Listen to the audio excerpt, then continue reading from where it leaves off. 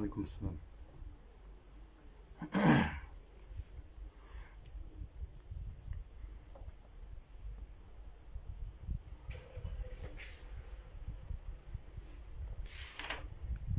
Inch'Allah. J'espère qu'on va pouvoir le faire en 1 heure.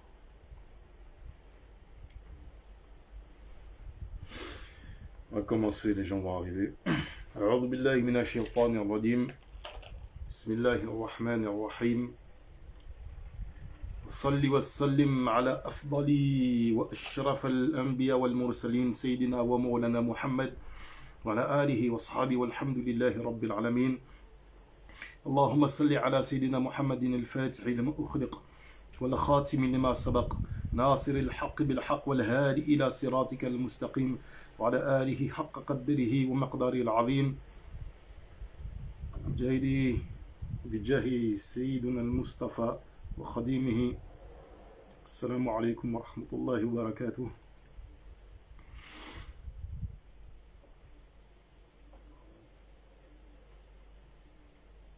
On va tenter de faire en un temps très court un commentaire très succinct, ce qui est assez compliqué parce que ce chapitre-là est quand même assez lourd en information au final, du Fasl du Wird dans l'ouvrage magistral de Cheikh al-Khadim, Masalikul Jinan. Ce Fasl, on va le faire parce que certains idiots, pour être polis, j'ai pas d'autres mots, ont décidé de s'en prendre à l'une des turuq les plus respectables qui soit, qui a une très grande influence, notamment en Afrique de l'Ouest. Cheikh al-Khadim est l'un des plus grands ulama de l'Ouest.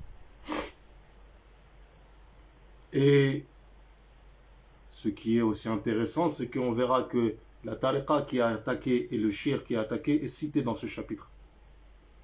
Donc certaines personnes qui parleraient d'un tasawwuf shari'i en nommant certaines autorités dont Cheikh al-Khadim fait partie, parce qu'il y a consensus sur son statut en Mauritanie, j'attends de voir comment est-ce qu'il réagirait face à un tel ouvrage qui fait référence. Pourquoi on prend cet ouvrage-là? Parce que d'une part, il va pouvoir répondre à une question très importante, c'est la notion de wird.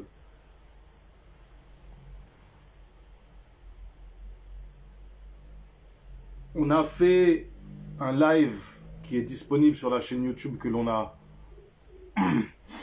fait, du moins qu'on a agencé récemment, qu'on a lancé récemment, et vous pourrez vous retourner vers ce live-là où est évoquée la notion de wird, l'évolution de la notion de tariqa et le fait qu'on est arrivé à une époque où il y a un quasi... Entre la notion de wird et de tariqa, il y a une synonymie, il y a du umum et du khusus. Il y a quelque chose qui est très très similaire.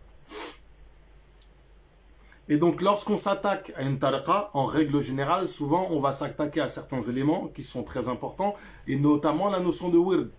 Parce que le principe même de tariqa, de cheminement, c'est une pratique spirituelle surrogatoire, on verra la définition.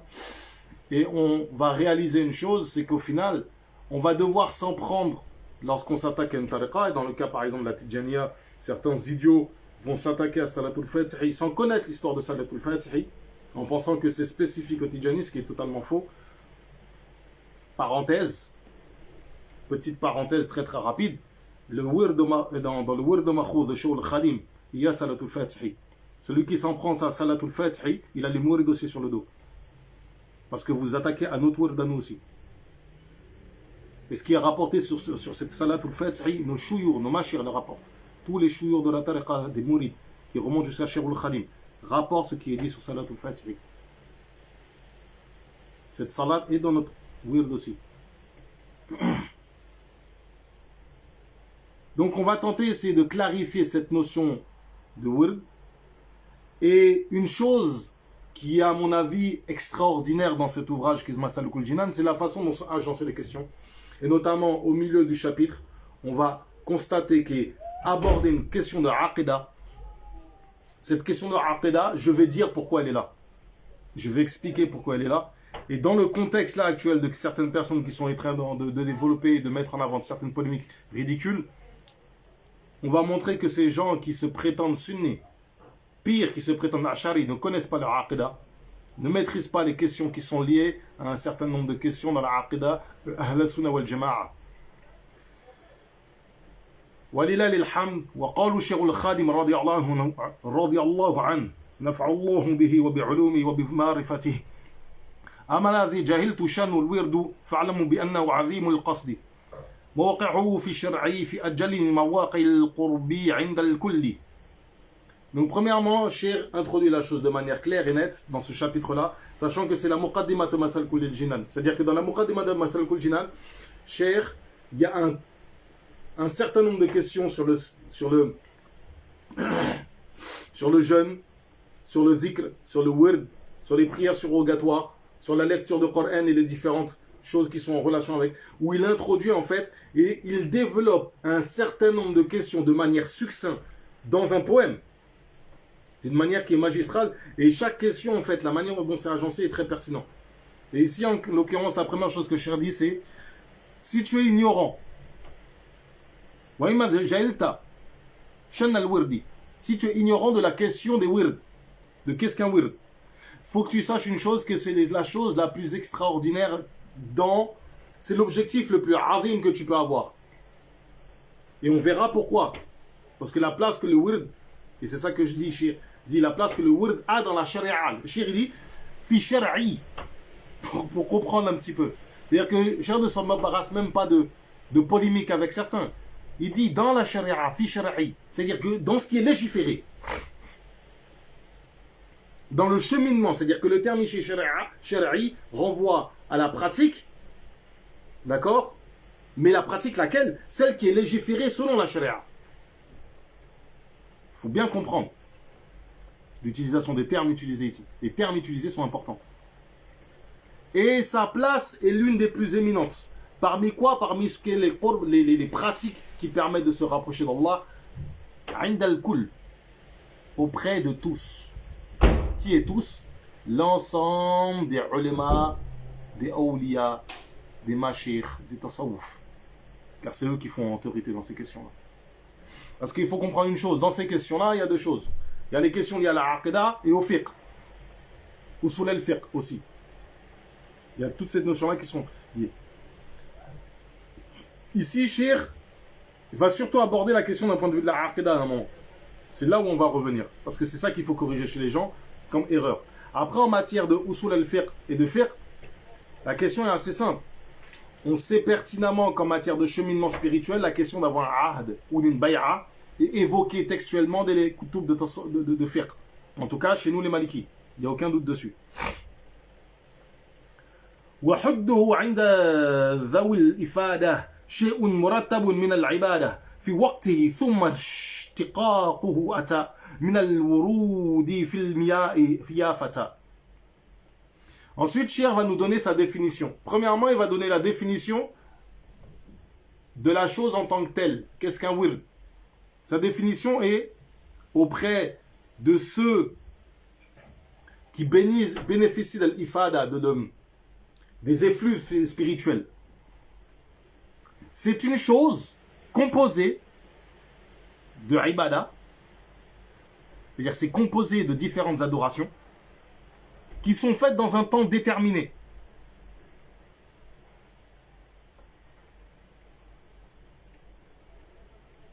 Ça, c'est la définition en tant que telle. C'est-à-dire que qu'est-ce qu'un wird? C'est une pratique surrogatoire composée de ibada, prière, zikr, afkar, lecture de Coran, qui sont faites dans un temps déterminé. Donc c'est une pratique spirituelle définie, claire. Maintenant, d'où vient le terme? Linguistiquement, il a une origine. C'est en fait, c'est al-wurud. C'est le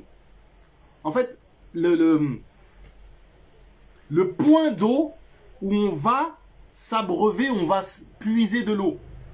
Comme si c'est en fait le point c'est le point de stationnement en fait de cet endroit où on va se désaltérer. Deux choses importantes ici à comprendre dans cette information. Pourquoi nous dire ça? Parce qu'il y a une information sur la notion de wird d'un point de vue spirituel. Premièrement, c'est ceux qui, dans le fait de cheminer, c'est comme si le cheminement spirituel, c'était un long désert, quelque chose d'éprouvant, de difficile. Et le wird est là pour nous soulager, pour tirer ce qui va nous désaltérer, tirer ce qui va nous servir comme moyen pour cheminer, pour avancer. C'est-à-dire que l'idée de cheminement spirituel sans wird est une idée qui n'a pas de sens. On ne chemine pas spirituellement si on n'a pas un wird. Ça n'existe pas. Dans cette communauté-là, ça n'existe pas. Dans les autres, je ne sais pas. En tout cas, la nôtre, ça n'existe pas. Et c'est depuis le prophète Mohammed sallallahu alayhi wa sallam. Celui qui doute de cela n'a aucune connaissance dans le fiqh, dans la aqidah, dans les usul al-fiqh, n'a aucune connaissance dans la sharia. Il n'existe pas dans cette communauté un texte qui va vous dire que vous cheminez spirituellement sans wird. Ça n'existe pas.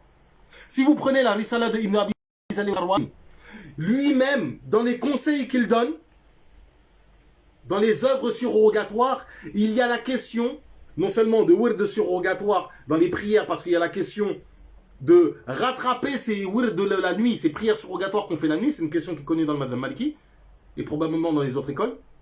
Et il y a la question des œuvres surrogatoires que l'on fait, qui est très très très connue après la prière du subh. Il conseille l'istighfar, le tasbih, entre autres. Et dans chacun de nos ouvrages, de fiqh même, vous pouvez prendre Aqrab al-Masalik, avec son sharh al-Saghir. Vous rajoutez à cela donc la hashia de sharh al-Saghir, où il dit textuellement, dans la partie de zikr, sur la fin, des conseils, notamment un conseil très très important sur le minimum de tasbih à faire. Baqiyatu salihat, subhanallah, walhamdulillah, wa la ilaha illallah, wallahu akbar. Wa la hawla wa la quwwata illa billah al-azim, ali al-azim. Où il dit le minimum, pour un ibad, c'est 300. 300 par jour. C'est ce que dit Derdi et c'est ce que dit Sawi. Il dit ceux qui sont déjà avancés, qui cheminent, qui sont bien avancés, c'est 12 000 par jour. Donc j'ai compris, c'est un texte de fiqh. Et il y a des conseils comme ça de tasawwuf. Wallah, je jure devant Allah que les gens qui parlent de ces sujets-là ne connaissent pas, c'est-à-dire que ceux qui se réclament des madhhab ne connaissent pas les madhhab. Notre madhhab, c'est clair. Il n'y a pas de doute sur ce genre de questions. Dans le cheminement spirituel, on a un wird. Point. Maintenant, on va se poser la question de celui qui prend un wird de lui-même, etc., celui qui le prend auprès des autorités. On verra que Shir sur ça est un petit peu plus catégorique que ce qu'on pourrait trouver ailleurs. Et il est sur la position qu'on trouve en général chez les soufis. Car on ne demande pas à un plombier de faire l'électricité. Un faqih est un faqih. S'il n'est pas soufi, il n'a pas de part dans cette science-là, à part si c'est lui-même un soufi. Lorsqu'on est venu voir l'Aïz ibn Abd al-Salam en lui demandant mais qui entre le soufi et le faqih sont supérieurs en tant que ulama, il a dit est-ce que tu as déjà vu un faqih faire des karamats s'il n'est pas soufi? Parmi les ulama de notre communauté qui ont hérité des prophètes, l'ulama warathatul anbiya, ce hadith est connu. Si on veut poser la question entre le faqih, le mutakallim et le soufi, qui sont les hommes dans l'héritage? Qui sont les hommes? Ce sont les soufis. Al-Qawm, la communauté, les rijal, ce sont les soufis. Pas les autres ulama. Les autres ulama n'ont pas le statut d'homme. Dans la part de l'héritage, ils reçoivent moitié moins que le soufi. Parce que notamment, ils n'ont pas les karamas. C'est un exemple. C'est un cas. Et ça, on va y revenir. Donc, dans le cheminement spirituel,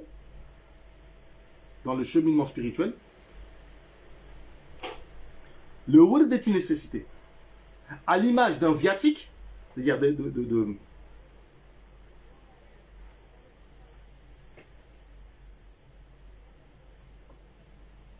de ce que l'on prend pour voyager, qui va nous nourrir, à boire, à manger, etc.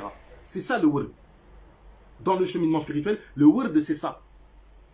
Et l'exemple que Cheikh prend, enfin c'est même pas l'exemple, l'origine linguistique du terme, que c'est le point d'eau auquel on s'abreuve, il suffit d'aller voir dans le Coran la symbolique de l'eau pour comprendre à quoi ça renvoie. C'est-à-dire que non seulement c'est là où on s'abreuve, mais c'est de là qu'on tire le ilm. Parce que le ilm, la symbolique de la science dans le Coran, c'est l'eau. Que ça soit la science qui descend de manière infuse. Que ça soit le Bahreïn, le point de jonction où Sayyidina Moussa alayhi salam va trouver Al-Khidr alayhi salam. Il faut bien comprendre qu'ici la symbolique de l'eau, quand Cheikh dit c'est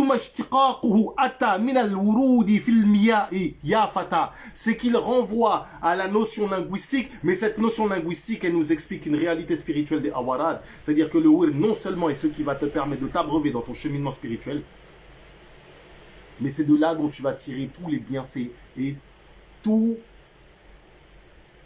les ifada, tous les effluves spirituels.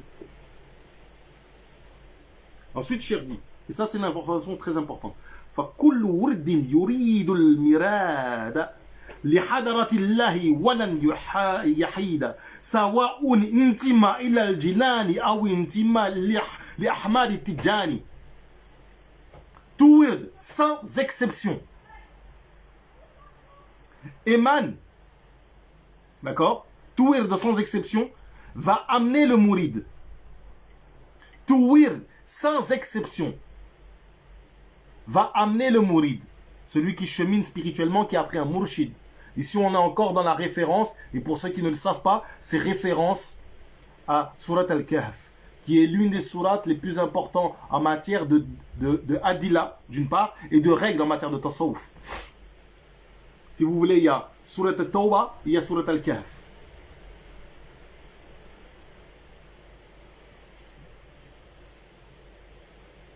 Chaque wird ramène dans la hadara d'Allah, dans la proximité divine. Dans les traductions que vous trouvez de Masalikul Jinan, il parle d'enceinte scellée. Il y a une question qui est posée donc sur Insta. Est-ce que c'est quand la personne qui veut muscler et faire du sport, le wird est pour l'âme ce que l'exercice est pour le corps? D'une certaine manière, oui, parce qu'en fait, le wird, vous avez la symbolique de l'eau. La symbolique de l'eau renvoie aussi à la symbolique du miroir. Parce que, alors je vais prendre une référence qui est totalement hors islam. Hein. C'est, vous avez l'histoire de Narcisse chez les Grecs, où Narcisse, en fait, qu'est-ce qu'il fait? Il se voit dans une mare et il se trouve tellement beau qu'il se jette dans l'eau et se noie. Donc l'eau aussi a cette notion de miroir. Le wird est un moment avec vous-même et avec Allah où il y a une remise en question de vous-même. Votre rapport, votre relation avec votre wird peut vous faire vous poser des questions sur votre rapport avec Allah. De la même manière que des gens se posent des questions sur leur rapport avec la prière, sachez, et c'est ça souvent on ne le dit pas aux gens, c'est que vous... En réalité, les 5 prières par jour sont des points d'orgue de votre adoration. L'ensemble de votre journée doit être tourné de manière à ce que ces 5 prières soient des points d'orgue de votre adoration.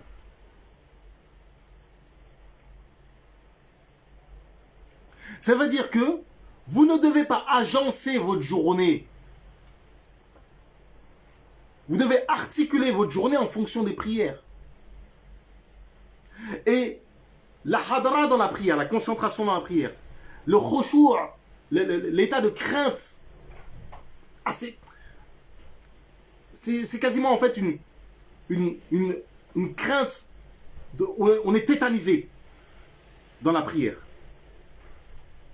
Ce n'est pas dans la prière que vous le cherchez.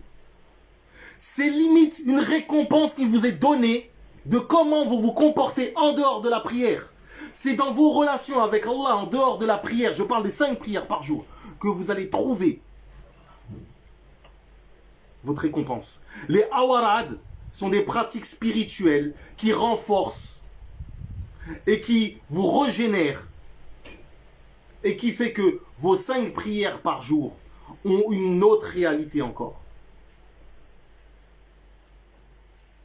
Sachant que les awarad, dans beaucoup de règles, au final, deviennent quasiment un deuxième souffle.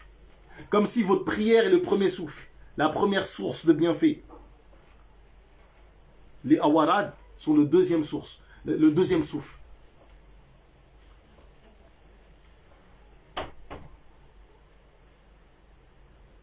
Donc, et ça, sans qu'aucun vous écarte en fait, sans qu'aucun vous égare. Un wird dont l'origine est connue. C'est pour ça que Cheikh dit que ça soit Intima ilal Jilani, venant de Cheikh Abdallah Jilani, celui qui est connu et qui est une autorité sur lequel il y a consensus en matière d'ijtihad, en fiqh ou en tasawuf, qui est même le revivificateur du tasawuf, dans le sens où la façon dont sont organisés maintenant les turuq, on le doit en grande partie à lui. Il faut savoir que dans la région de Chir, ce sont les 2 turuq les plus présentes. Donc c'est pas anodin qui disent cela. Mais surtout ici, Chir, en disant cela, ceux qui polémiquent, valident et établissent le fait que Cheikh Ahmed At-Tidjani fait partie des aqtab, parce que c'est ce qu'il dit après,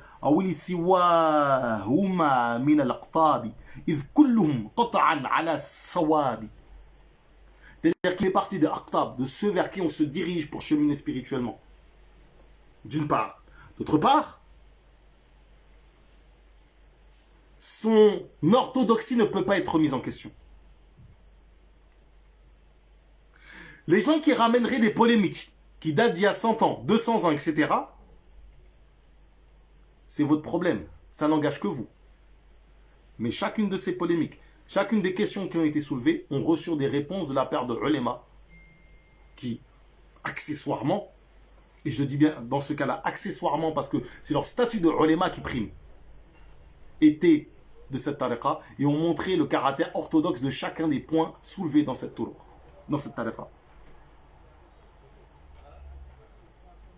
Cheikh donc rajoute ensuite, et quel que soit le qutb, c'est-à-dire ici il y a la notion de qutb zaman, le plus grand wali de son époque vers qui on tourne, qui est le pôle spirituel autour duquel tourne un certain nombre de réalités spirituelles, etc.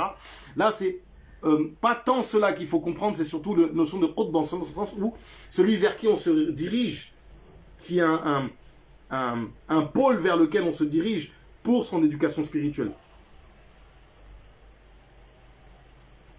Ici, il y a une information très importante. C'est que, et on va le voir dans le développement par la suite, c'est que ici, Cheikh commence à introduire une notion pour que votre wird soit, entre guillemets, valide. Il doit tirer comme origine le fait que il remonte à un wali, un sheikh murabbi, un éducateur. Donc ça pose ici la question de quelqu'un qui faisait son propre word, etc. Concrètement, pour être simple, la plupart des soufis, je ne crois pas que ça existe de soufis qui soient... C'est-à-dire que si vous n'êtes pas arrivé à un degré dans le tasawuf qui vous permet l'ijtihad sur ce genre de questions, c'est pas pour vous. Si par contre vous êtes un mujtahid dans la science de tasawuf et que vous pouvez vous-même façonner votre wird, là la question est différente. Mais quelqu'un qui est censé être un muqallid dans la science de tasawuf, c'est-à-dire se diriger vers un qutb pour avoir une tariqa, pour avoir une pratique spirituelle qui lui permet de s'éduquer, de se purifier, il faut se diriger vers un maître. Ou à minima vers quelqu'un qui a l'autorisation de transmettre un wird. فكلهم يدعو المريدين إلى طاعات رب العرش حيثما جلا في الاستقامة فلا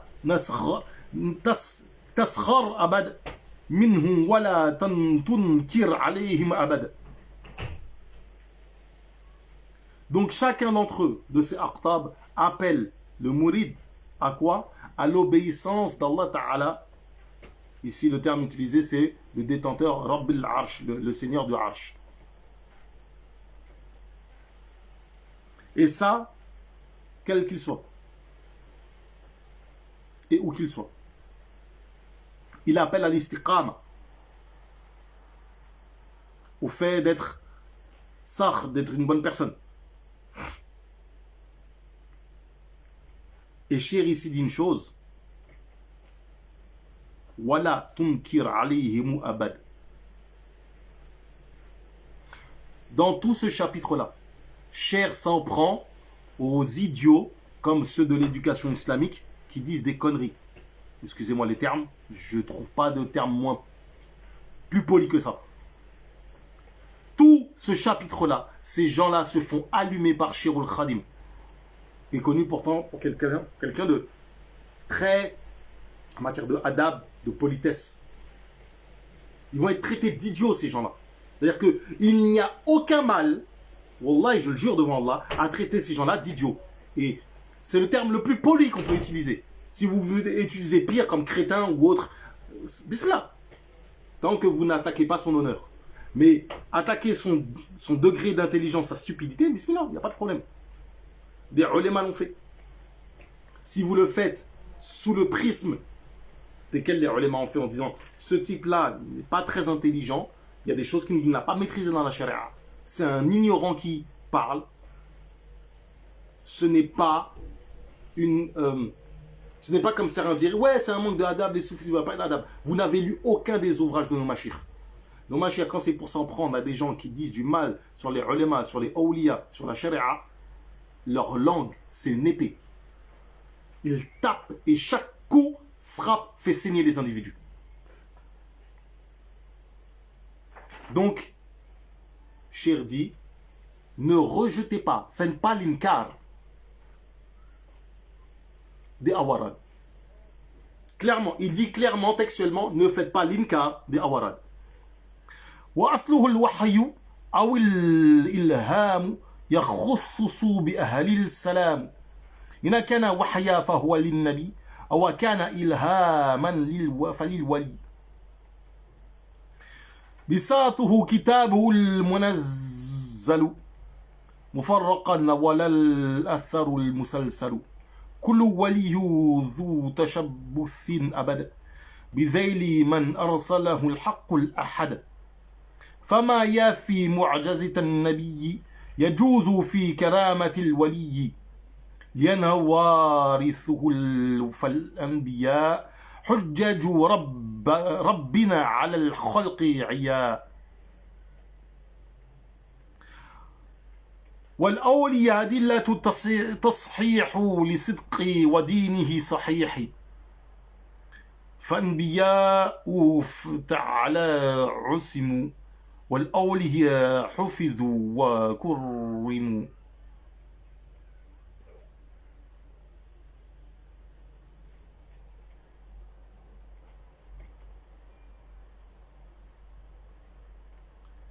واشترك في عصمة الرحمن كما به نص ذو العرفان لكنما عصمة الأنبياء واجبه بعكس الأولياء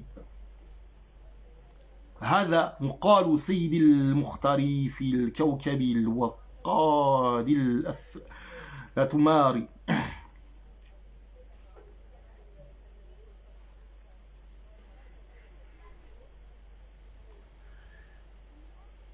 Donc, l'origine, le asl du wird, d'où sont tirés les awarad?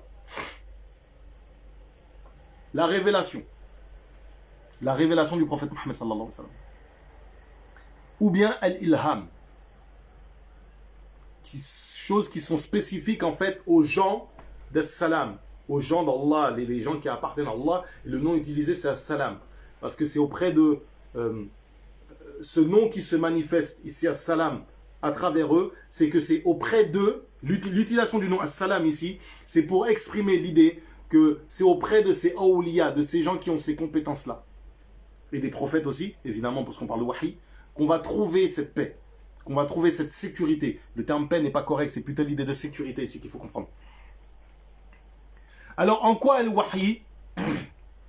Le wahi, en fait, est ce qui reçoivent les prophètes comme révélation venant d'Allah Ta'ala, avec les différentes modalités qui sont connues dans la charia, que ce soit par le biais d'un ange, ou le fait que Allah Ta'ala s'exprime directement, s'adresse directement à un prophète à travers des voiles, comme il est dit dans le Coran, comme c'est le cas pour la révélation de notre prière, de 5 prières par jour, qui ne sont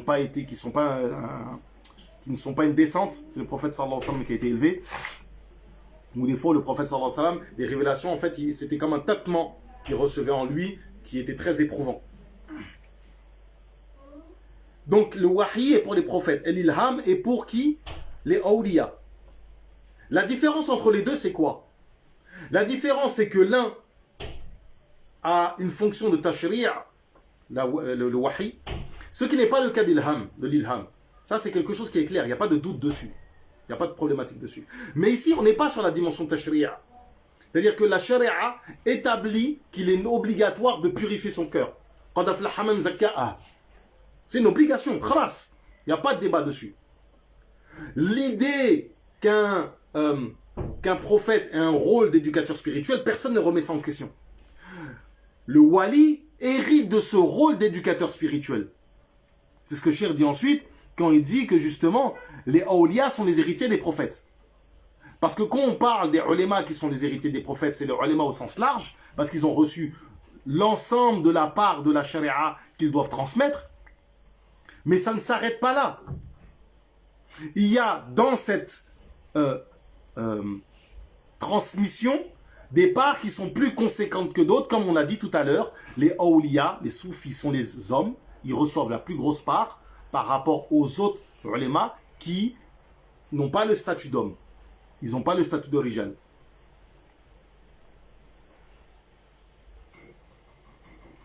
Donc, quand un prophète en tant qu'éducateur spirituel, et ça on le voit dans la sunna du prophète sallallahu alayhi wa sallam, vous consultez les abouab qui traitent des adhkar, qu'est-ce que vous verrez? Que le prophète sallallahu alayhi wa sallam, à tel compagnon il a conseillé tel zikr.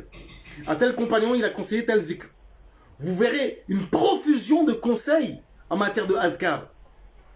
Vous êtes perdus, vous ne savez pas vous y retrouver. Mais c'est tout à fait normal parce que le prophète sallallahu alayhi wa sallam, c'est adhkar qui conseillait. Le conseiller des ulémas.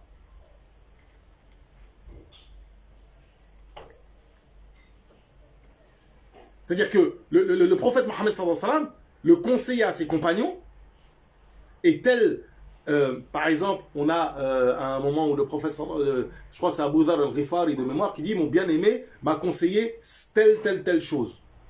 La hawla wa la quwwata illa billah comme forme de dhikr, surat al-Duha, et lui devait faire salat al-witr avant d'aller se coucher. Et il avait 3 jeûnes par mois. 3 jours de jeûne par mois.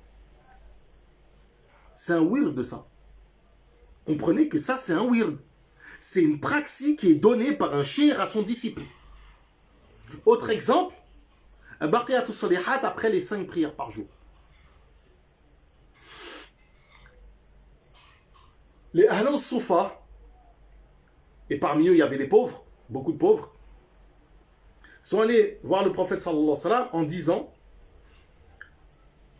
ceux de la communauté qui sont plus nantis que nous ont devancés, on ne peut pas les rattraper. Donne-nous quelque chose. Et là le prophète sallallahu alayhi wa sallam leur donne.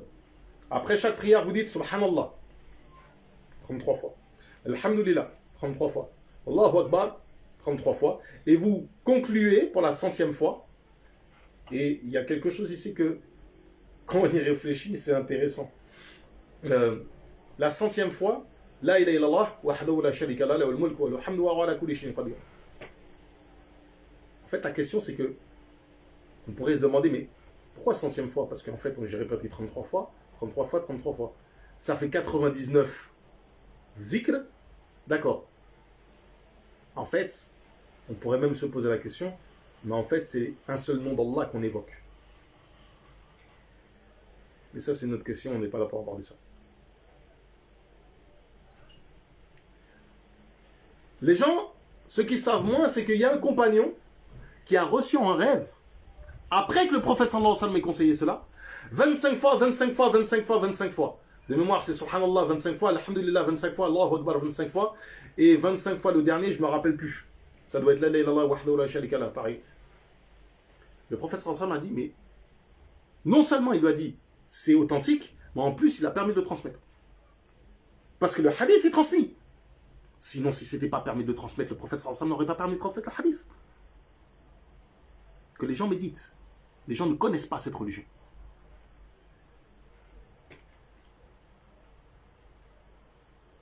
Donc clairement ici, qu'est-ce qu'on a? On a un cheikh qui donne à des disciples un zikr spécifique, des azkar spécifiques, des formules spécifiques, à dire un nombre de fois spécifiquement à un temps précis. La définition qu'on avait de wird de tout à l'heure. Tout ce qu'on a dit ici et là. Le prophète sallallahu alayhi wa sallam, quand il donne ces formes de azkar là aux gens, c'est le wahi parce que c'est Allah Ta'ala qui lui révèle que telle formule est efficace de telle ou telle manière.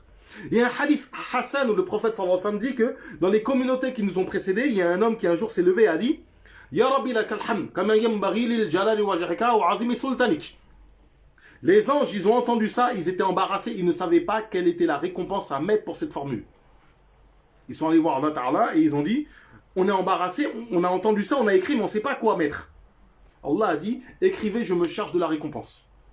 Il y a des azkar que Allah Ta'ala inspire à ses créatures, et si vous me dites qu'on est la meilleure des communautés, comment vous pouvez accepter l'idée que ça a été donné à d'autres et pas à nous? Comment une autre communauté, alors qu'on est censé être la meilleure, a pu avoir des gens qui ont eu des azkar par inspiration divine, que même les anges ne connaissent pas la récompense, et nous, dans notre communauté, ça n'existe pas? Vous êtes fous, quoi? Nous, les musulmans, la communauté du prophète Mohammed sallallahu alayhi wa sallam, la meilleure des communautés, il n'y en a aucune qui nous précède, qui est meilleure que nous, on n'aurait pas ce qui existait chez les autres. Chez nous, il y a ce qui n'existe pas chez les autres. Mais l'inverse n'est pas possible. Soyez pas malades. Vous êtes fous, quoi? Il y aurait des mérites chez les autres qu'il n'y aurait pas chez nous. Le prophète Mohammed sallallahu alayhi wa sallam a dit, il y a des gens à qui les anges s'adressaient, des gens à qui on parlait, des muhaddithin, des gens à qui on s'adresse. Si dans la communauté il doit y en avoir un, c'est Sayyidina Omar, c'est-à-dire que dans les autres, il y en a plein, dans la nôtre, il n'y en a qu'une seule. C'est une ishara, c'est une manière de dire. Omar ibn Khattab, c'est sûr et certain qu'il en fait partie. C'est-à-dire que c'est comment on peut accepter un moment de rabaisser la umma du prophète Mohammed sallallahu alayhi wa sallam. Information importante à dire. Et pour ceux qui se disent Ash'ari, prétendu Ash'ari, je ne sais pas où vous avez appris cette aqidah, mais en tout cas, ce n'est pas avec les ulama de cette communauté. Wa alaykoum salam.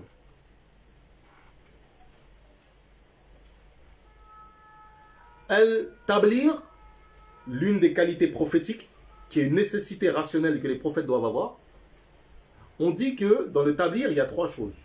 Il y a ce qu'on a rendu obligatoire de transmettre. Le prophète sallallahu alayhi wa sallam a fait son rôle, il a transmis la charia comme elle doit être transmise. Il y a ce dont on a laissé le choix au prophète Mohammed sallallahu alayhi wa sallam, et il y a ce dont on n'a pas permis au prophète Mohammed sallallahu alayhi wa sallam de le transmettre. Le prophète sallallahu alayhi wa sallam a dit, si vous saviez ce que je sais, vous pleurerez beaucoup et rirez moins. Ça indique qu'il y a des choses qu'il n'a pas dites. Ça indique clairement qu'il y a des choses qu'il n'a pas dites. Il n'a pas laissé, parmi ce qu'il était obligatoire pour lui de révéler, des choses qu'il n'a pas transmises. Et ça, celui qui dit le contraire, kafir. C'est du kufr.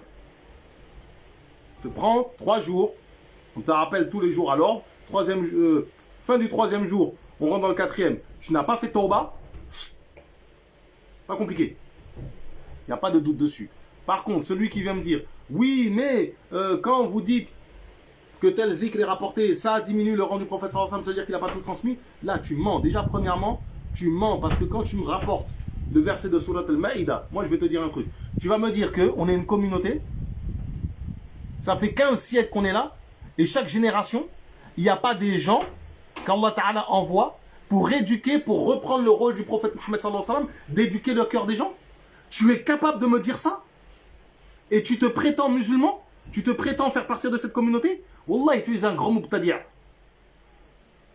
Et quand je dis mubtadi', c'est pour être gentil. Tu es un très grand mubtadi'. Comment tu peux accepter l'idée que ça fait 15 siècles qu'on est là et pendant 15 siècles, il n'y a pas eu d'éducateur spirituel? Il est nécessaire pour l'éducation spirituelle que l'éducateur spirituel ait entre ses mains les outils qui ont été donnés au prophète Mohammed sallallahu alayhi wa sallam pour éduquer les gens. Donc première chose, avoir l'ilham, c'est-à-dire l'inspiration en matière de adhkar, de awarad qui sont donnés à quelqu'un pour s'éduquer spirituellement. Voilà pourquoi est-ce que Cheikh ici fait le parallèle dans Masal Kodjinan. Il fait ce parallèle pour que les gens comprennent une chose. Il est nécessaire qu'un wali, Cheikh Murabbi, pour éduquer, ait les mêmes outils que le prophète Mohammed sallallahu alayhi wa sallam a eu. C'est-à-dire que quand le prophète Mohammed sallallahu alayhi wa sallam a eu, avait des compagnons et donné, toi, voilà ce que tu dois pratiquer. Toi, voilà ce que tu dois pratiquer. Vous, plusieurs là, vous devez pratiquer ça. Le talqin, le fait de transmettre la ilaha illallah, le prophète Mohammed sallallahu alayhi wa sallam, vous croyez que ça a disparu ou quoi? Le talqin de la ilaha illallah. Le prophète sallallahu alayhi wa sallam, quand il faisait dire la ilaha illallah à quelqu'un pour entrer en islam, et quand il disait, est-ce qu'il y a quelqu'un, il y a un étranger parmi nous? Non, fermez les portes, levez les mains, dites la ilaha illallah. Et dans le hadith, on a fait ça pendant un long moment. Une fois que le prophète sallallahu alayhi wa sallam, après il a dit, c'est baissez les mains, recevez la nouvelle que vous avez été pardonné. Le talqin de la ilaha illallah qui a été donné à Sayyidina Ali radhiyallahu anhu, qui est transmis encore chez les Ahlul Bayt jusqu'à aujourd'hui. Vous allez dire sous douce, qu'est-ce que vous racontez? Quand le prophète sallallahu alayhi wa sallam s'arrête devant un compagnon, dit fais bay'a, mais j'ai déjà fait bay'a, refais bay'a. C'est quoi cette bay'a? De quoi est-ce qu'on est en train de parler? Vous croyez qu'on est... Subhanallah, ça fait 15 siècles qu'on a des ulémas qui nous expliquent la charia. Toi tu viens hier soir, tu nous racontes, tu veux nous réinventer l'islam. Mais tu es fou ou quoi?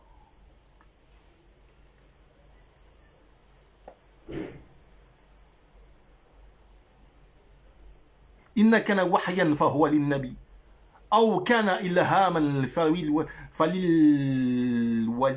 C'est exactement de ça dont il est question ici.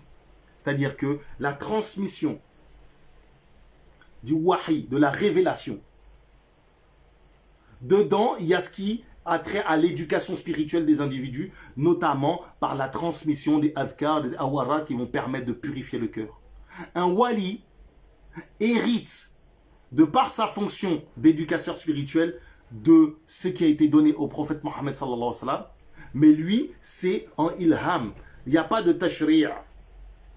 Et chacune des règles que vous trouverez dans les awarat qui sont données sont liées, sont attachées à des règles de la sharia que vous trouverez en matière de aqidah, comme on est en train de faire ici, ou en matière de fiqh, de usul al-fiqh, etc., etc., etc.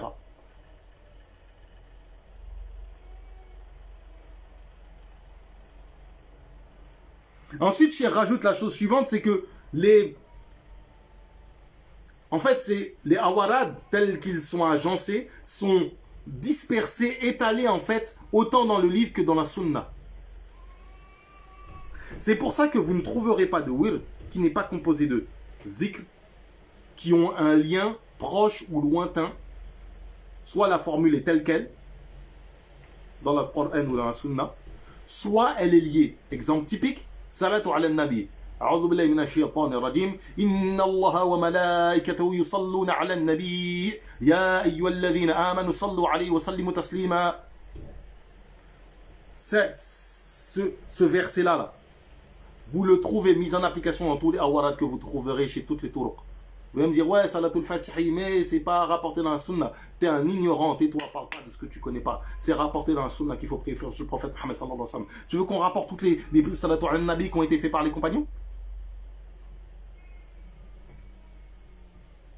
Vous savez que les compagnons, en fait, composaient des salatu ala nabi. On a la salatul Fatima, on a la salatul Ibn Mas'ud, on a la salat de Ali radhiyallahu anhu, la salat de Ali radhiyallahu anhu, les formules de salatul Fatihi sont dedans.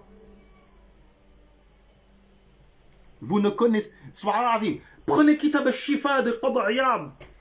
Puisque vous voulez prendre certains ulémas, Ashari, Maliki, etc. Bismillah, Kitab al-Shifa. Prenez le chapitre des salatu ala nabi, regardez tout ce qui rapporte comme prière sur le prophète sallallahu alayhi wa sallam fait par le compagnon. Depuis 15 siècles, nos ulémas, c'est limite s'ils ne font pas la compétition pour faire les plus bêtes salatu ala nabi. Dalaytul Khirat, etc. Faire des poèmes sur le prophète sallallahu alayhi wa sallam, ça arrête. C'est une compétition sans nom. Il ne s'arrête pas. Et le fait qu'une salatu al-nabi ait des bienfaits extraordinaires, c'est comme on disait avant. Dans les communautés précédentes, étaient inspirés à des awliya, des azkar.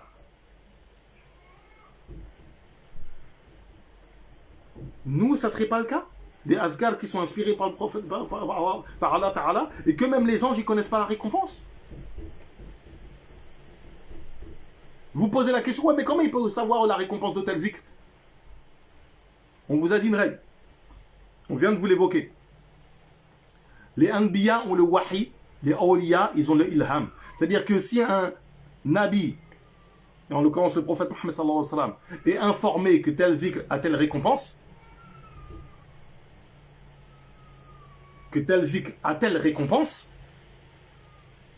comprenez bien que cela veut dire qu'un wali, il peut être informé d'un zikr, non seulement qui lui est donné, mais de la récompense qui va avec. Ou d'un zikr d'une communauté, ou voire d'un shir précédent, et d'être informé des bienfaits qu'il y a dans ce zikr-là. Et vous me direz comment? L'exemple de Salatul Fatihi. Salatul Fatihi. Allahumma salli ala Sayyidina Muhammadin al-Fatihi lima ukhliq, wal khatim lima sabaq, nasir al-haqq bil haqq, wal hadi ila siratika al-mustaqim, wa ala alihi haqq qadrihi wa miqdarihi al-azim. Cette prière rentre dans toutes les catégories qu'on a déjà évoquées. Premièrement, Cheikh Mohammed al-Bakri a passé 40 ans à Makkah, en khalwa, avec une seule demande à Allah Ta'ala, qui lui donne une prière sur le prophète sallallahu alayhi wa sallam, à hauteur du mérite du prophète Mohammed sallallahu alayhi wa sallam, qui vient directement d'Allah. 40 ans de khalwa pour avoir ça. C'est-à-dire que ça, c'est un ilham, c'est-à-dire qu'il a reçu. C'est une invocation exaucée. Salatul Fatihi, c'est une invocation exaucée. Comprenez bien. Salatul Fatihi est une invocation exaucée. À tel point que Cheikh Mohammed al-Bakri disait que celui qui la récite et que Yom Qiyamah, il se trouve qu'il va être allé en enfer, qu'il vienne me prendre par la peau du cou, qui me ramène devant Allah Ta'ala. Il était garanti de bienfaits qu'il y avait dans cette salatu al-Nabi. Pourquoi? Parce que, en tant que wali, en tant que personne qui a passé 40 ans en faisant une dua unique, d'avoir une salatu al-Nabi, il a été exaucé et il sait comment elle a été exaucée. Maintenant, vient plus tard Cheikh Ahmed al-Tijani, qui pratiquait cette prière et qui, à un moment, l'a délaissée pour une autre prière et on l'a informé, non, reprends Salatul Fatihi, parce qu'il y a tel bienfait dedans. Et même des bienfaits qu'on ne peut même pas évoquer tellement il y en a. Quant à la notion de qadr, si vous faites de raka'a après avoir fait la prière de subh en groupe à la mosquée, que vous faites du zikr et que vous vous levez au moment où le soleil est haut dans le ciel, la valeur des deux raka'a que vous faites, c'est comme si vous faites le hajj et la umrah. Est-ce que ça le remplace? Non, c'est la valeur 2. Et ça, c'est connu dans la charia. C'est-à-dire que si on vous dit tel zikr a la valeur 2, ça a la valeur 2. C'est pas le salaire de la récitation de tel, c'est pas comme si vous avez fait l'acte. Est-ce que le fait de faire 2 raka'a, ça va remplacer le faire de hajj? Pas du tout. Personne n'a dit ça. Vous avez quoi dans la tête?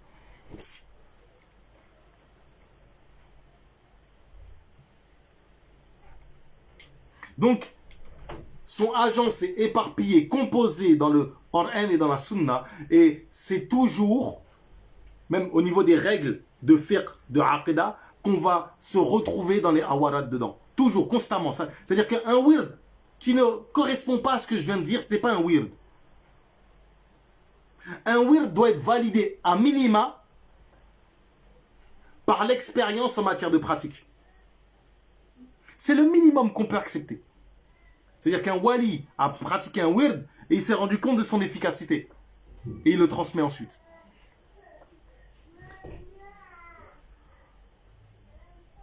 Comme exemple de wird issu de l'ijtihad qui a été validé a posteriori, il y a l'exemple de Safinatul Najah du Cheikh Ahmed al-Zarouq. Les gens qui ont une grande bouche, qui veulent parler de Cheikh Ahmed al-Zarouq, Awad al-Fiqh, Tasawwuf, etc., parce qu'ils veulent se référer. Mais c'est nos autorités à nous, c'est pas les vôtres, parce que vous les suivez pas. Son wird Cheikh Ahmed Zarouk. Vous allez me dire, oui, il y a du Qur'an que de la Sunna. Il n'y a pas de problème, oui. Vous connaissez son histoire. Il a fait à partir de son ijtihad.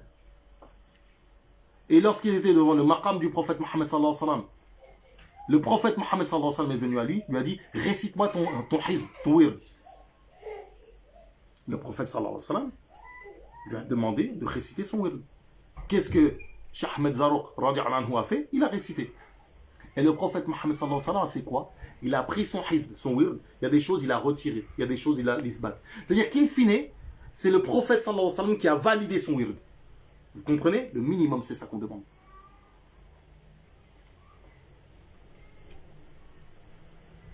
Donc, chaque wali est rattaché à un prophète, de par sa fonction prophétique.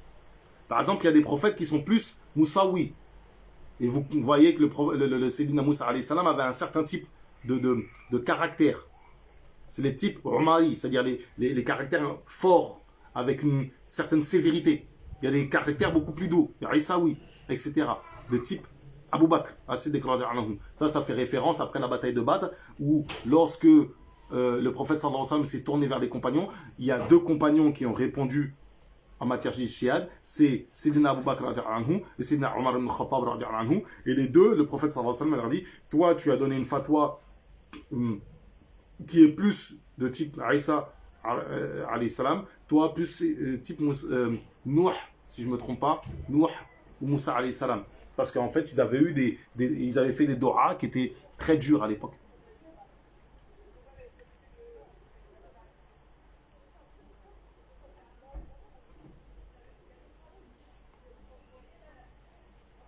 Alors, ce qui est possible d'advenir comme mu'jiza,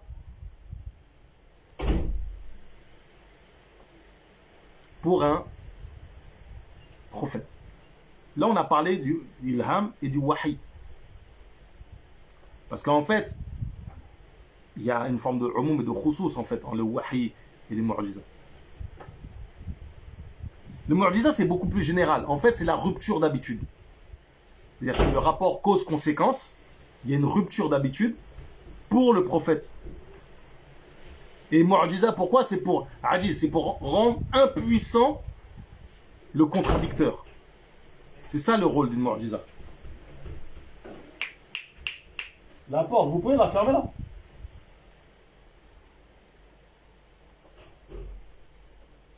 Eh bien, cela est possible pour un wali. Cette règle-là, wallahi, c'est une règle, en principe, tous les sunnis sont d'accord avec. Même les wahhabis qui se disent bla bla bla bla bla, c'est pas des sunnis, mais ils se disent sunnis. Même cette règle-là, et on va la trouver dans leur texte. Maintenant, poser un vrai cas de karamat d'un wali à quelqu'un, là, ils sont jamais d'accord. Oui, tel wali, il a ressuscité un mort. Comment ça, c'est pas possible? Oui, tel wali, il a fait un pas, il était à l'autre côté de la planète. Ou il était à deux endroits en même temps. Ou il a volé. Ou il a si. Oui. Non, ça, jamais c'est possible. Ah, il a vu dans le futur. Jamais c'est possible. D'où vous avez vu, c'est pas possible. On vous a dit la règle, c'est que ce que vous voyez qui est possible, comme mu'jiza, pour un wali, pour un prophète, c'est possible pour un wali. Où est le souci? Si vous voyez interagir avec la nature de manière à dominer la nature ou à faire à la nature ce que l'on veut, c'est possible pour un prophète. Donc c'est possible pour un wali. Ressusciter un mort, c'est possible. Pourquoi ça ne serait pas possible? Ça fait partie des mu'jiza. Pourquoi ça ne ferait pas partie des karama? Où est la règle? C'est-à-dire, où est l'exception à la règle? Qui a dit qu'il y a une exception à la règle? Ramenez-nous un alim qui a dit qu'il y a une exception à la règle. Les seuls cas chez les Ashari qui ont donné un avis pareil en diminuant la possibilité en matière de karama pour les awliya, c'est un avis extrêmement isolé. Et même ceux qui le rapportent vous disent, mais en fait, on a même compris la parole de mémoire, c'est Isfarani. Mais on n'est pas des Mu'tazila, nous. Qu'est-ce qui vous pose problème?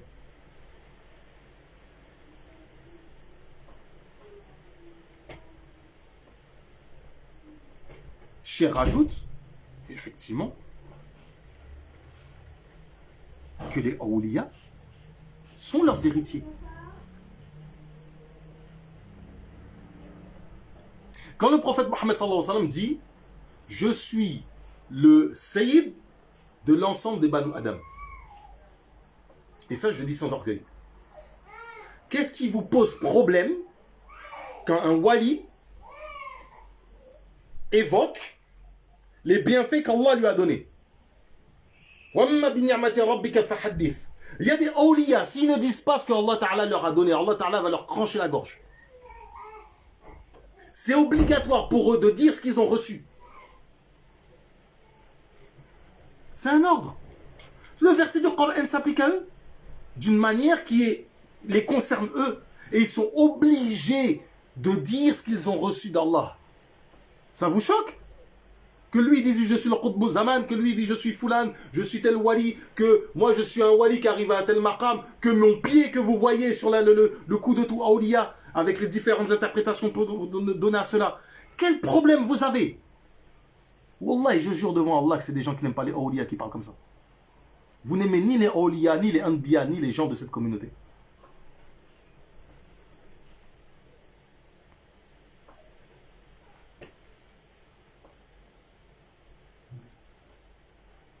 Ah, sur les corrélations cause et effet, c'est des grands mu'tazila. Des très très très grands mu'tazila. Surtout les wahhabis. C'est des grands mu'tazila dans la aqidah. Des très très grands mu'tazila. Les gens ne savent pas. Parce qu'ils ne connaissent pas la aqidah ashari, ils ne connaissent pas la aqidah sunni. Et ils ne savent pas que la plupart des wahhabis ont une aqidah de mu'tazila en matière de rapport wahdaniya fi af'al. Alors c'est pour ça qu'ils rejettent le tawassul. Parce que c'est des mu'tazili. Ils ont de l'irtizal dans la aqidah, mais vraiment très ancré. Pour leur faire retirer ça de leur aqidah, c'est très compliqué.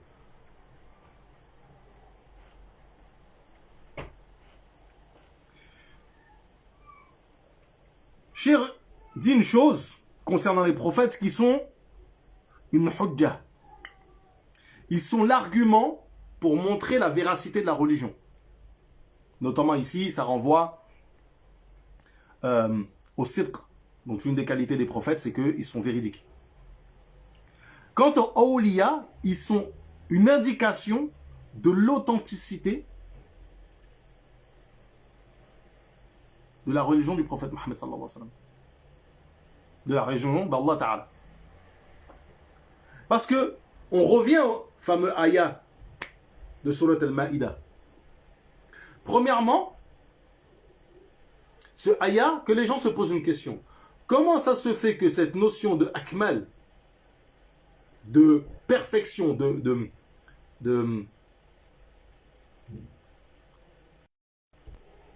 complétude de la religion est évoquée au milieu de questions à la nourriture? Qu'est-ce que ça fait là? Vous méditez. Le Coran, il est là, en fait, c'est pour être joli. Vous ne le méditez pas ou quoi? Pourquoi c'est là? Parce qu'en fait, la fonction de nourriture spirituelle, qui est sous-entendue, parce qu'ici, il y a une règle de fiqh sur la nourriture qui est établie, mais en deux, c'est-à-dire que en filigrane de chaque règle qu'on peut retrouver dans le fiqh, dans la aqidah, dans cette idée-là. Comment on peut accepter que quelqu'un ne reçoit pas d'Allah Ta'ala des outils, al-ma'oun, pour éduquer les gens? Ne reçoit pas, comme le prophète sallallahu alayhi wa sallam a conseillé les baqiyat ou salihat après les 5 prières obligatoires, ou a conseillé à Abu Dharr al-Ghifari les différentes azkar, la hawla wa la quwwata illa billah ila azim, etc. Comment on fait? Comment vous arrivez à penser cette religion si c'est pas comme ça? Vous êtes là tout seul en train de faire vos dhikrs? Bismillah. On va voir si vous avancez. Vous n'allez pas avancer, les frères. Et ceux qui disent, ouais, moi je dis la ilaha illallah une seule fois avec mon cirque, ça suffit. Attends, tu vas te calmer, il ne faut pas te mélanger. La question de la purification du cœur, je te renvoie vers Ibn Ata'Allah dans ses hikam.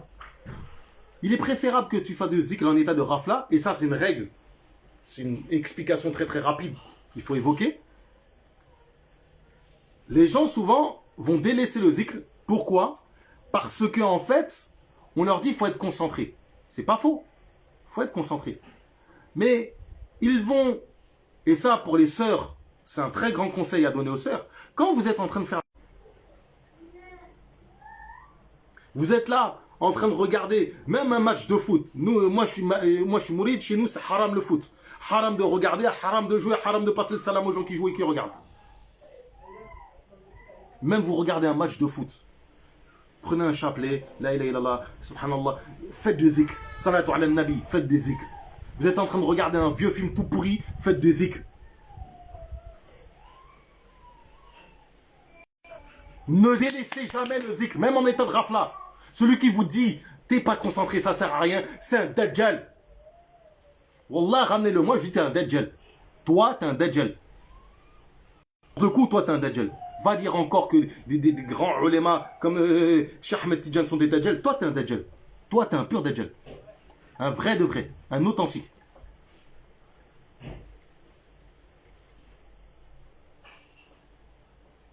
Ensuite, Cheikh continue à évoquer la question de la isma. Et là, on va aborder la question de la isma très très rapidement. La isma des anbiya, c'est une obligation. C'est ça que Cheikh dit. Ismatul anbiya wajiba. Bi'aqsi l'awliya. Contrairement aux awliya. C'est pas une obligation rationnelle. Parce qu'ils n'ont pas la même... Leur fonction n'est pas du même ordre. Donc elle n'est pas rationnelle.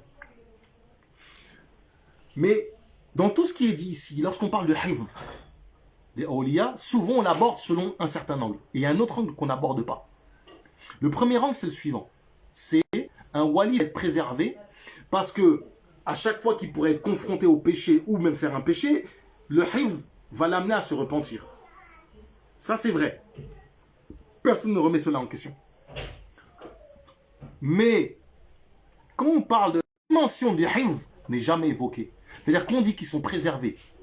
Ça veut dire que ce que toi, en apparence, tu verras comme un péché, peut-être qu'auprès d'Allah, c'en est pas un. Clairement, c'est-à-dire que le hifz, il y a deux dimensions. Celui qu'on explique le plus souvent habituellement, c'est que le wali va se repentir.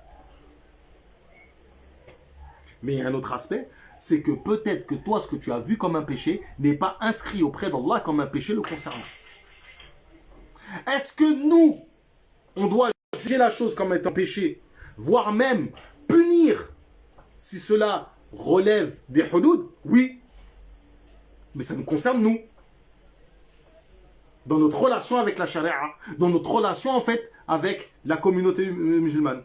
Lui, dans son relation avec Allah, ça nous échappe. Et on n'a pas à rentrer dedans.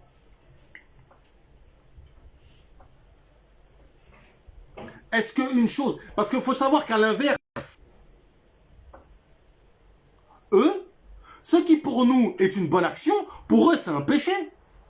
Les gens qui vont dire, ouais, j'ai fait une bonne action, j'ai prié à l'heure. Ou j'ai fait un peu de zikr. Mais ton zikr, tu l'as fait, t'étais pas totalement concentré. Pour le wali, c'est un péché de ouf. Faut bien comprendre cette notion-là. Donc c'est une obligation, une nécessité rationnelle pour le prophète. Ce n'est pas une nécessité rationnelle pour le wali.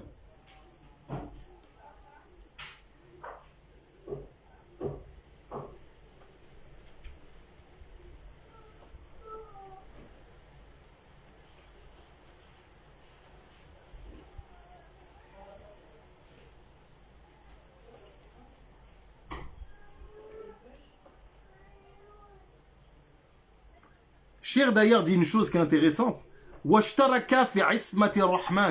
C'est pour ça que je me permets de dire cette chose-là sous cet angle-là. Ils sont associés auprès d'un Rahman dans cette isma, tel que je viens de l'évoquer.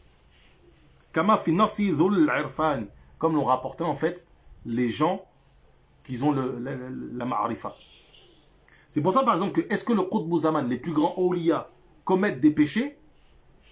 Il est possible de dire non, dans le sens où, en apparence, nous, on pourrait considérer qu'une chose est un péché quand ils le font. Mais auprès d'Allah, ce n'est pas noté comme un péché. Maintenant, est-ce que nous, on doit considérer en apparence comme étant un péché? Je viens de le dire exactement. C'est-à-dire que comment c'est possible? Parce qu'auprès d'Allah, c'est Allah qui rend la chose possible. Nous, est-ce que, par exemple, un wali qui commet un péché dans la charia, et c'est un péché qui mérite d'être puni en public, est-ce qu'on le punit? Oui. Est-ce qu'auprès d'Allah, ce qu'il a fait, que nous on considère comme un péché, peut être considéré comme pas un péché auprès d'Allah? Oui. Est-ce que ce que je dis c'est une possibilité rationnelle? Premièrement, oui. Deuxièmement, la règle sur le hifz des awliya, c'est ça qu'elle sous-entend. Il faut bien comprendre ces règles de aqidah qu'on apprend dans nos kutub. C'est des règles qui sont évidentes pourtant. Il n'y a pas besoin d'exemple, tu prends l'exemple que tu veux. Tu prends n'importe quel exemple, je sais pas, moi, quelqu'un, je sais pas, qui a dragué une fille dans la rue, est-ce que c'est un exemple tout simple? C'est même pas c'est pas le meilleur des exemples, parce qu'en fait, dans ce cas-là, c'est particulier. Le Hajj Maliksi, une fois, il marchait sur un pont, une femme lui a passé le salam et il lui a serré la main, je crois. Qu'on lui a dit, on lui a fait la remarque, il a dit, mais c'était une femme, ça? Il s'en était pas rendu compte. Donc il y a sous cette forme-là, mais il y a d'autres formes. Il y a un récit qui est rapporté avec Cheikh Abou Madian. Un homme est venu le visiter. Un wali parmi les grands awliya qui est venu le visiter.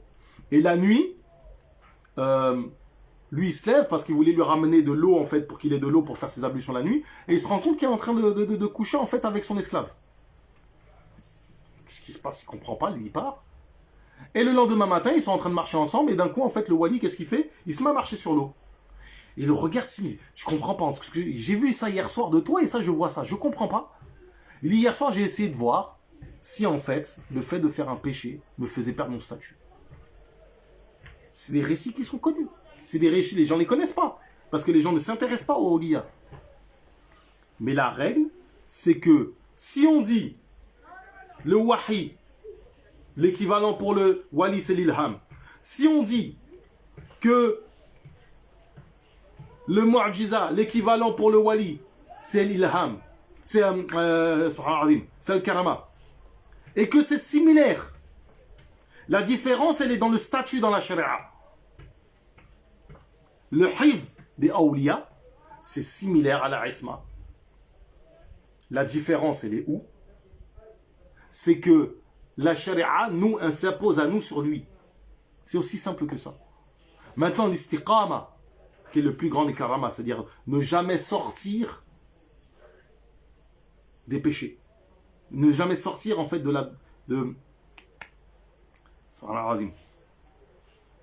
la rectitude. Le problème c'est que comme on n'enseigne plus ces règles-là aux gens comme il se doit, les gens sont choqués qu'on leur dit. Le Qutb Zaman, est-ce qu'il fait des péchés? Il est préservé. Est-ce que sa préservation est une obligation rationnelle? Non. Elle est là la grande différence. C'est ça que Cheikh al-Khadim dit ici. هذا مقال سيد المختاري في الكوكب الوقاد الأتماري.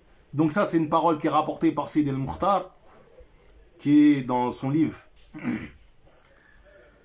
الكوكب الوقاد الأتماري. Donc c'est Sayyid al-Mukhtar qui est un grand shir de la tariqa qadriya de l'Afrique de l'Ouest. Donc Cheikh retourne, après avoir fait toute cette explication, Cheikh retourne sur la question du wird. وَإِنْ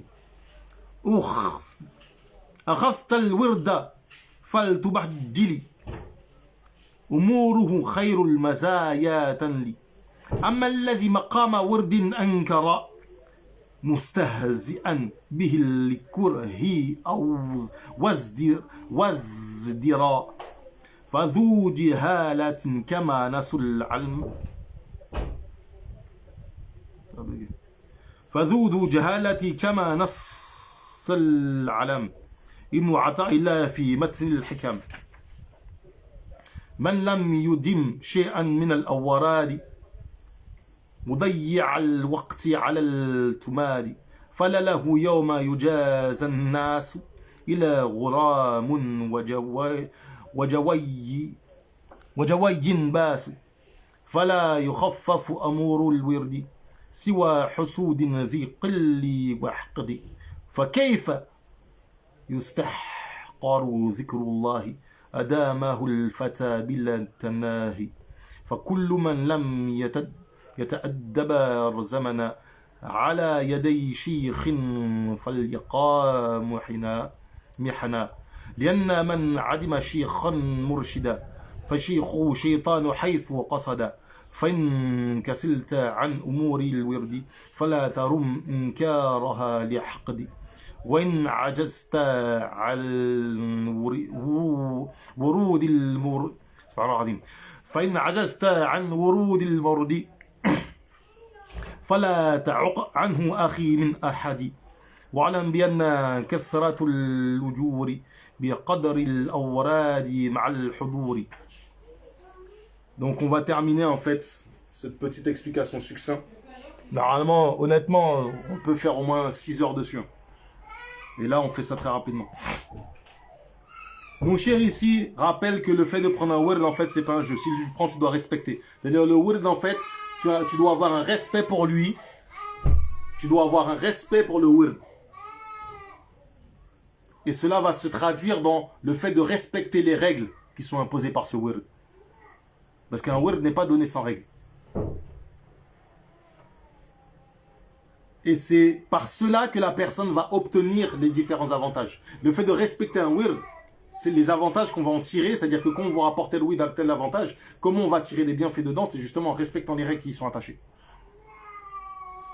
Celui qui s'oppose aux awarad, qui se met debout face à eux, de manière méprisante, qui fait l'inkar des awarad,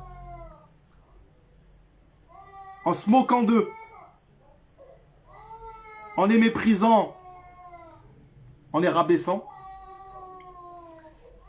c'est quelqu'un qui est ignorant. Comme ce qui est rapporté dans le Hikam de Ibn Ata'illah. Parce que, et là, cher est dur, vraiment est dur. Là, c'est un amr bil ma'rouf que je fais, mais par contre de ce que dit Shir. Celui qui n'a pas de word, il perd constamment son temps.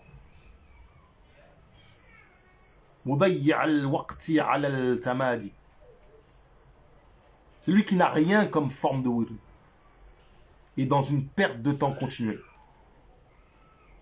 Et Cher va même plus loin et dit que le jour de Yom Qiyamah, il va être dans la peine. C'est-à-dire que, étant donné qu'il a... en fait, ce qu'il faut comprendre, c'est que le fait de ne pas prendre de word, et je ne vais pas m'étaler plus que ça, mais le fait de ne pas prendre de word, l'impact que ça a sur l'individu, c'est qu'en dehors, c'est comme si en fait, votre vie était sec, elle n'était pas abreuvée. Et le jour de Yom Qiyamah, il y aura des péchés qui seront passés en forme d'orgueil, dû à votre orgueil, dû à votre arrogance. Peut-être que vous n'aurez pas vu, mais vos péchés sont là, vous avez commis ces péchés. Et le jour de Yom Qiyamah, vous les verrez. Il faut rajouter que les soufis, quand ils parlent de la résurrection et du maqam qu'on aura, de l'état dans lequel on va ressusciter, le hal, ils parlent du hal dans lequel on est mort, du degré spirituel dans lequel on est mort. Donc comment quelqu'un peut mépriser, peut rabaisser l'affaire des awarad autrement que par jalousie, sachant que cela, les awarad, c'est quoi? Ça revient en fait à répéter, faire du zikr constamment. Parce que l'essence des adorations, et a fortiori des awarad, c'est le zikr. On ne va pas s'étaler sur la notion de zikr, parce que sinon je vais partir encore pour 1 heure. Là, Cher termine sur une grande question, et c'est intéressant, c'est qu'il évoque le fait que celui qui n'a pas de shir, shaitan est son shir. Alors, on a évoqué le cas de la Tijaniya, les mourides c'est à peu près pareil, c'est que la fonction de shir murabbi vivant est exercée par un muqaddam, par quelqu'un qui est héritier du shir, qui a le flux spirituel du shir. Mais le shir, le vrai shir murabbi en fait, celui qui est la source spirituelle, c'est Shirul Khadim ou bien Cheikh Ahmed Tidiane. C'est des choses qui ne sont pas forcément spécifiques à nos turuq. Inch'Allah, je vais répondre à cette question.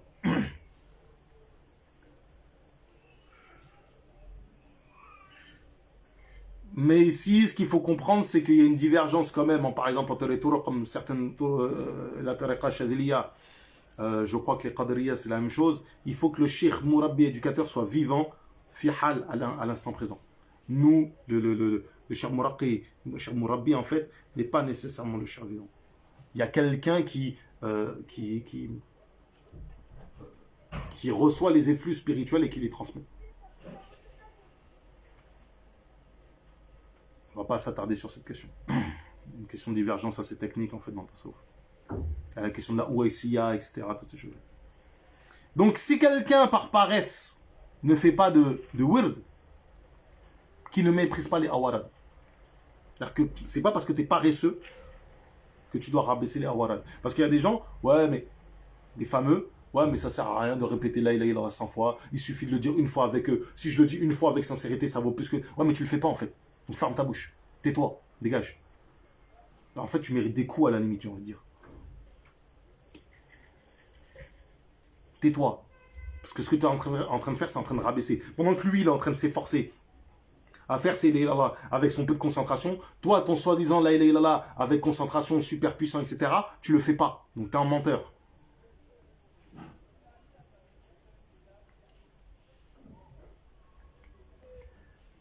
Donc, Cheikh termine en fait avec la question. Donc dit, si toi tu n'es pas capable de franchir la distance qui te ramène là où justement tu vas t'abreuver, où les gens vont s'abreuver, si toi tu n'es pas capable de le faire, n'empêche pas les gens de passer. Et Cheikh termine, donc là, les récompenses, la profusion de récompenses, elle est en relation avec la qualité du wird, c'est-à-dire d'où il est tiré, et de la hadra, de la présence, au final du respect qu'on met dans ce wird. On va répondre aux deux questions qui ont été données. Donc effectivement, concrètement, c'est vrai que celui qui ne trouve pas de shir murabbi, il est dit que l'istighfar, mais plus particulièrement le salatu ala nabi, va compenser l'absence de shir. C'est vraiment c'est l'idée de compenser, de remplacer en espérant que.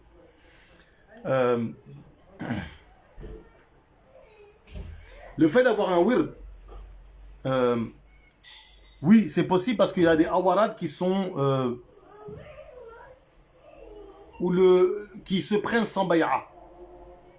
Le wird de makhoud, peut se prendre sans bay'a, mais il faut le prendre obligatoire. Pour quelqu'un qui n'a pas une bay'a mourid, c'est obligatoire de le prendre chez quelqu'un qui a l'autorisation de le donner.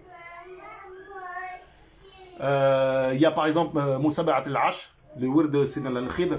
Il y a des awarad comme ça qui existent, qu'on peut recevoir auprès de personnes qui ont l'autorisation de donner ça awarad et sans qu'on ait pris un rattachement. Mais je renvoie au live que j'avais fait sur la notion de tariqa et de wird, où justement au final en fait, certes on n'a pas pris de bay'a dans une tariqa, mais on a une tariqa, c'est-à-dire une pratique spirituelle surrogatoire, parce qu'en fait il y a une synonymie dans l'évolution des concepts et des termes entre tariqa et wird au final.